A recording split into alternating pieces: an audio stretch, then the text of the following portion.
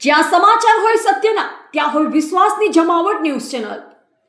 ડાંગના સાપુતારા પોલીસે ₹2,41,700 ગાંજાના પાકનો કર્યો નાશ। સાપુતારાના વાંસદારેના જંગલ વિસ્તારમાં પોલીસે પાડ્યા દરોડા। 4,478 કિલોગ્રામ ગાંજાના નાના મોટા છોડનો સ્થળ પર જ નાશ। NDPS એક્ટ હેઠળ નોંધાયો ગુનો। દક્ષિણ ગુજરાતને નશામુક્ત બનાવવા માટે ગેરકાયદેસર માદક પદાર્થોના ઉત્પાદન, ખેતી અને વેચાણ સામે રેન્જ આઈજી પરમવીરસિંહે તમામ જિલ્લા એસપીને કડક કાર્યવાહી કરવાનો નિર્દેશ આપ્યો હતો। જે આધારે ડાંગ જિલ્લામાં જંગલમાં ગાંજો ગળવાનો પ્રયાસ સ્થાનિક ગ્રામવાસીઓ દ્વારા કરાતો હોય છે। આ બાબતે ડાંગ એસપી પૂજા યાદવને સ્થાનિક મહિલા દ્વારા અવારનવાર માહિતી મળી હતી।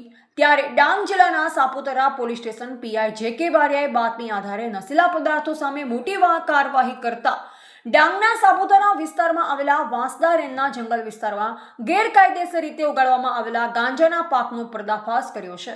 સાપુતારા પોલીસને મળેલ ચોક્કસ બાતમી આધારે હાથ ધરાયેલ દરોડા દરમિયાન જંગલ વિસ્તારમાં મોટા પાયે ગાંજાના છોડ મળી આવ્યા।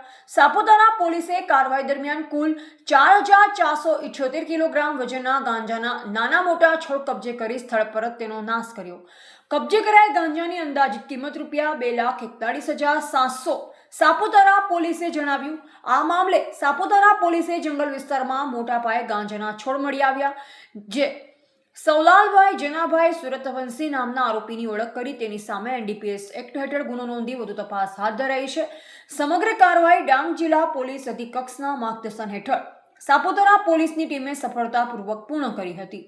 ડાંગ એસપી પૂજા યાદવે જણાવ્યું કે દક્ષિણ ગુજરાતના ખાસ કરી ડાંગ જિલ્લાના આ જંગલ વિસ્તારમાં નશામુક્ત બનાવવા માટે ગેરકાયદેસર માદક પદાર્થોના ઉત્પાદન, ખેતી અને વેચાણ સામે સતત કડક કાર્યવાહી ચાલુ રહેશે અને આવા ગુનાઓમાં સંડોવાયેલ તત્વો સામે કાયદેસરની સખત કાર્યવાહી કરવામાં આવશે। અહેવાલ પ્રવીણ પરમાર।